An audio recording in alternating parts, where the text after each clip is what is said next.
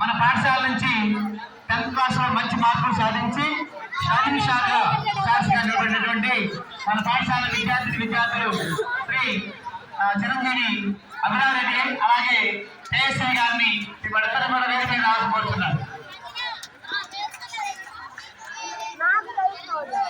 అలాగే ఎన్ఎన్ఎంఎస్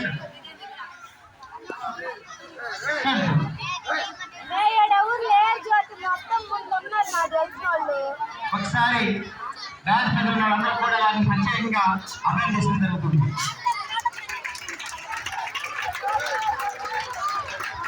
వారి యొక్క స్పందన అభిరారెడ్డి తేజస్విని ఎన్ఎన్ఎంఎస్ మన